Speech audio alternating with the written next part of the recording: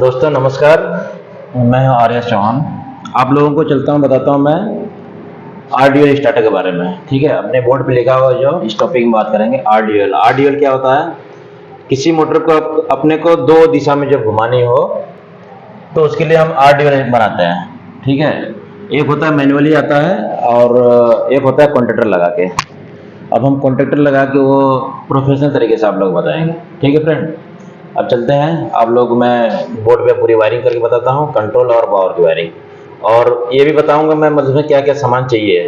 ठीक है फ्रेंड, अब आगे चलें, मेरे वीडियो को देखें, अच्छा लगे तो लाइक करें और सब्सक्राइब करें और आगे से आगे मेरे वीडियो को शेयर करें। दोस्तों, हमको आरडीएल बनाने के लिए क्या क्या सामान चाहिए वो दिखा रहा हूँ मैं। ये 3 पोल एमसीबी हो गई, ये 2 पोल एमसीबी हो गई, 2 कॉन्टेक्टर हो गए, ये दोनों कॉन्टेक्टर के एक्सिलरी कॉन्टेक्ट हो गए जो इंडिकेटर वगैरह के लिए अपने को एनसीएन एक्स्ट्रा चाहिए रहता है उस पर लगाएंगे। और ये हो गए ओएलआर, ओवरलोड रिले। और दोस्तों ये हो गया इमरजेंसी स्विच, ये हो गया स्टॉप स्विच और 2 स्टार्ट स्विच लगाएंगे। ठीक है, और ये 2 रन इंडिकेशन है, रिवर्स और फॉरवर्ड के 2 रन इंडिकेशन हो गए। ये लो हो गया फॉल्ट का, एक पावर का हो गया। ठीक है फ्रेंड, अपने को इतना चाहिए। चलो अब आपको बोर्ड पे लेकर चलता हूँ, वायरिंग करके बताता हूँ और सामान कैसे कैसे कहाँ लगेंगे वो बताऊंगा। ठीक है फ्रेंड, थैंक यू। चलते हैं, बोर्ड पे स्क्रीन पे आ गए दोस्तों। अब मैं टोटल ए टू जेड बताऊंगा जो इंडस्ट्रीज में ज़्यादा यूज होता है। ठीक है, इंडस्ट्रीज के ही बारे में बताऊंगा जो इंडस्ट्रीज में ज़्यादा यूज होता है, लोगों को क्या कि ज़्यादा अच्छी तरह से पता होना चाहिए। ठीक है फ्रेंड, चलते हैं ब्लैक बोर्ड पे, अपने बोर्ड पे चलते हैं। जो अब ये हम लगाए, पहले कंट्रोल एमसीबी लगाएंगे। ये कंट्रोल एमसीबी हो गई।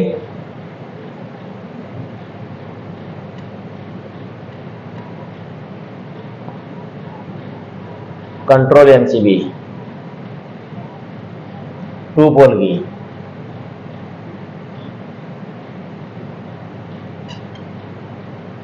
ये कंट्रोल एमसीबी हो गई 2 पोल की। अब इसके बाद हम लगाएंगे इमरजेंसी स्विच। इंडस्ट्रीज में दोस्तों इमरजेंसी बहुत जरूरी होता है। ठीक है, इमरजेंसी स्विच।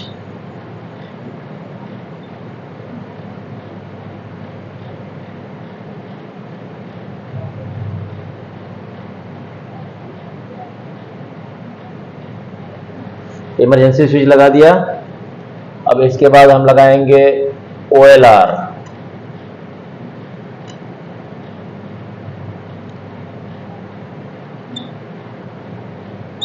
ओएलआर लगा दिया। अब हम लगाएंगे स्टॉप स्विच। स्टॉप स्विच लगाएंगे।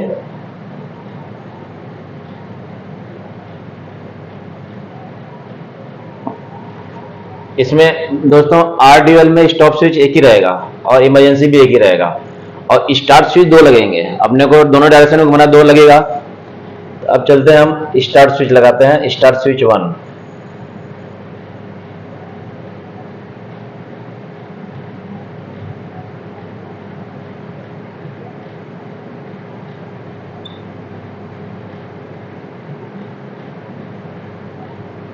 Start switch. रिवर्स फॉरवर्ड लिखो चाहे 1 लिखो, और आपके ऊपर डिपेंड करता है आप क्या लिखना है, लेकिन समझना चाहिए कि हाँ क्या है। ठीक है, मैं 1 लिख देता हूँ। ठीक है, स्टार्ट स्विच 1। ठीक है, अब आगे चलते हैं।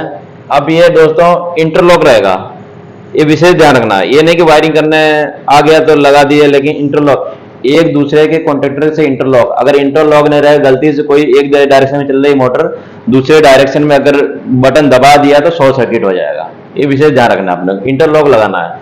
तो एक कॉन्ट्रैक्टर का दूसरे कॉन्ट्रैक्टर अपोजिट में हम एनसी कॉन्ट्रैक्ट लेंगे।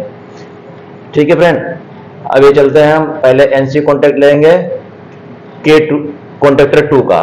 ठीक है, कॉन्ट्रैक्टर 2 का हम एनसी कॉन्ट्रैक्ट लेंगे। ठीक है, यहां पे लिख देते हैं K2 एनसी कॉन्टैक्ट, ठीक है।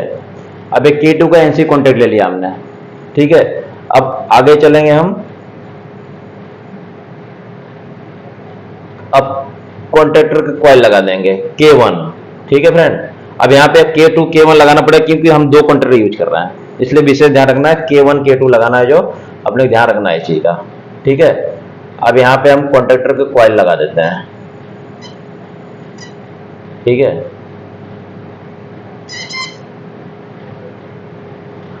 अभी दोस्तों अब दूसरा कॉन्टैक्टर लगाना है। अब ये तो दूसरा फेस 1 आ गया, फेस 1, फेस 2। अगर यहाँ पे न्यूट्रल रहेगा तो न्यूट्रल लगा देंगे, ऐसा कुछ नहीं। अगर न्यूट्रल रहेगा तो कोई जरूरत नहीं, न्यूट्रल डायरेक्ट दे दो, सिंगल पोल की एनसीबी लगा दो, ठीक है। अब आगे चलते हैं। अब दूसरा, और इस कॉन्ट्रैक्टर का अपना होल्डिंग कॉन्ट्रैक्ट देना है, तो हम होल्डिंग कॉन्ट्रैक्ट भी दे देते हैं। एक K1 हो गया।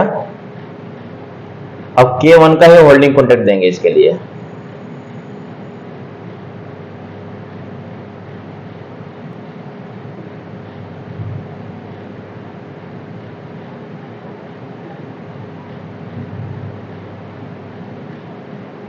ये K1 का होल्डिंग कॉन्टैक्ट हो गया, जो NO रहेगा। यहां पे लिख देते हैं दोस्तों, K1 NO। ये ध्यान रखना है, ड्राइंग में हम जो भी बनाएंगे, कहीं इंटरव्यू में पूछा जाता है, बिल्कुल ध्यान से अपन बनाएंगे, कहीं गलती होनी नहीं चाहिए। फिर अब मतलब एक साइड का तो हो गया, दूसरी साइड का वायरिंग जो करनी है, इसी से हम लेके चलते हैं, ठीक है। अब ये यहीं से लाइन खींच लिया। अब यहाँ पे स्टार्ट स्विच 2 लगाएंगे, ठीक है। अब स्टार्ट स्विच 2 लगाएंगे,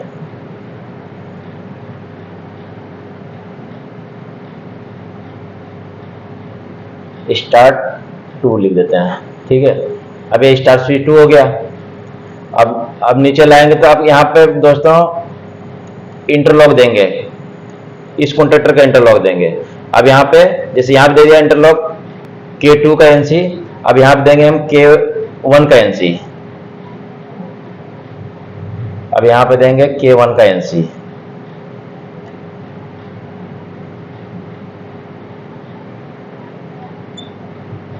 K1 का एनसी देंगे, ठीक है। अब यहाँ पे अब आ जाएगा K2 का कॉइल,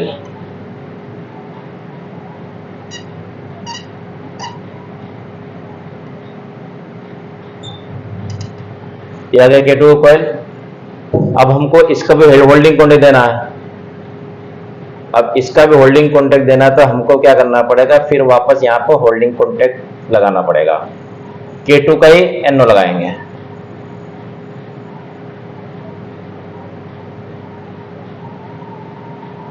K2 का NO लगा दिया। अब इसको देना है यहाँ से, चाहे अगर 415 दे रहे हैं 2 फेज दे दिया, यहाँ न्यूट्रल दे दिया 2 दे दिया। और दोस्तों बता रहा हूँ, इंडस्ट्रीज में कहीं कहीं 110 भी यूज होता है, कहीं 220 भी यूज होता है, कहीं 36 भी वोल्टेज होता है। तो उसी हिसाब से अपने को कॉन्ट्रैक्टर और इंडिकेटर जो भी लगाएंगे उसी वोल्टेज हिसाब देंगे, ठीक है। अब चलते हैं। अब ये दूसरी एनसीबी से हम दे देते हैं इसको सप्लाई, ये आ गया।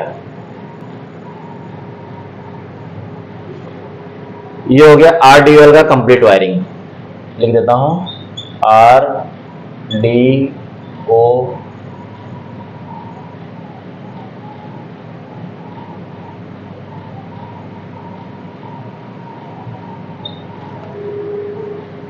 ठीक है।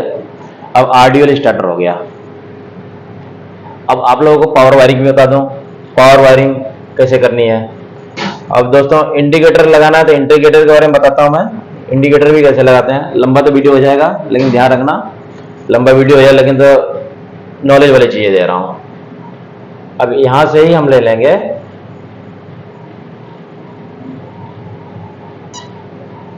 यहां से ले लिया, अब यहाँ से पावर इंडिकेटर जो ग्रीन इंडिकेशन लगाएंगे, इसलिए दोनों कॉन्ट्रैक्टर का एनसी ले लेंगे। ठीक है दोस्तों, दोनों कॉन्ट्रैक्टर का एनसी ले लेंगे। K1 एनसी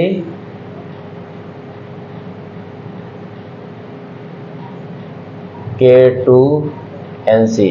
ठीक है, अब यहाँ पे दे देंगे इंडिकेटर।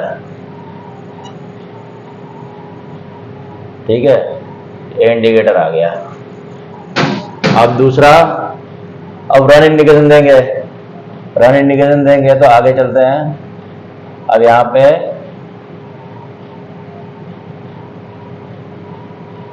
K1 का NO दे के अब लगा देंगे इंडिकेटर। ये रन हो गया, एक साइड का रन हो गया। ठीक है, यहाँ पे लिख दूं एक डायरेक्शन का रन हो गया। ठीक है, रन रिवर्स लिख देता हूँ शायद, चलो आर हो गया, रिवर्स समझ लेना। अब दूसरा रन हो गया फॉरवर्ड का। अब यहाँ पे K2 का रन दे देते हैं, K2 का NO दे देते हैं। ठीक है, रन फॉरवर्ड लिख देते हैं।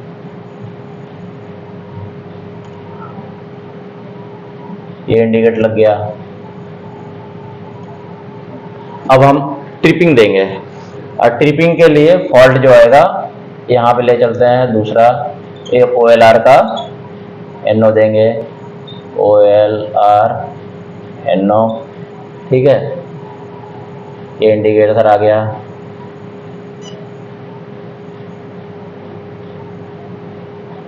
इसको लिख देता हूँ फॉल्ट। ठीक है, अब ये वायरिंग कंप्लीट हो गई RDL की। अब मैं पावर वायरिंग बता रहा हूँ, पावर कैसे करेंगे। ठीक है, अब पावर में हम ले चलते हैं। पहले हम 3 पोल की NCB लगा देंगे। ठीक है, RYB, ये 3 पोल की NCB लगा देते हैं।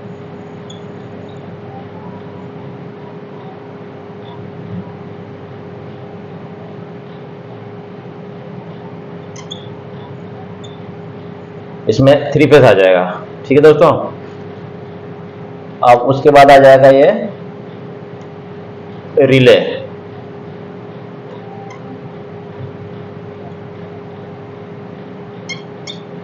ये थर्मल रिले है।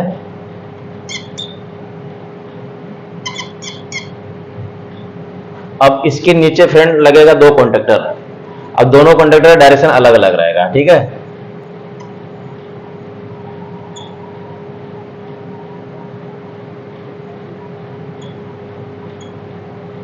ये 2 कॉन्टेक्टर लग गया। अब एक कॉन्टेक्टर यहाँ पे लग जाएगा। एक कॉन्टेक्टर तो वो बना दिया,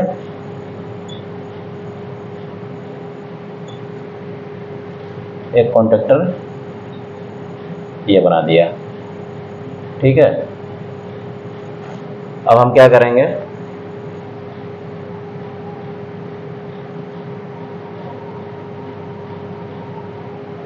एक, 2,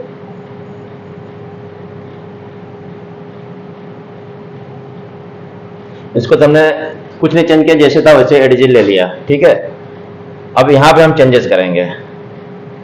यहाँ पे हम चेंजेस करेंगे दोस्तों।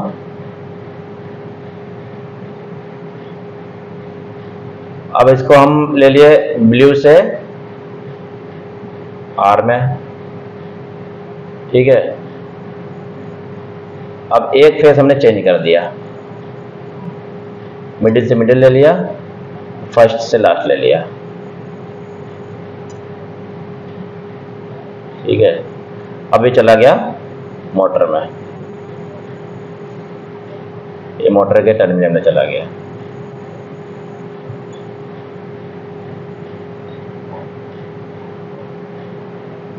ठीक है फ्रेंड, अब इतना ही है। इसको बोलते हैं RDOL स्टार्टर। ये कंट्रोल वायरिंग हो गई, ये पावर वायरिंग हो गई, ये पूरा इंडिकेटर हो गया। ठीक है दोस्तों, अब ये पूरा इंटरलॉक के साथ में बता दिया मैं। ठीक है, अब ये मेरा वीडियो आप लोगों को अच्छा लगे तो लाइक करें, सब्सक्राइब करें, आगे से आगे शेयर करें ताकि लोगों तक पहुंचे। जो नहीं जानते हैं, अभी जो नए नए ITI से बच्चे अभी पास करके निकले हैं, उनको इंटरव्यू देना है तो पूरी जानकारी होनी चाहिए। अब क्या ITI में भी इतना तरीके से नहीं बताते हैं, तो इसलिए मैं जो अच्छी तरह से जो इंडस्ट्री में पूछा जाता है उसके बारे में बता रहा हूँ। ठीक है दोस्तों, अच्छा लगे तो शेयर करें। ठीक है, thank you watching my video.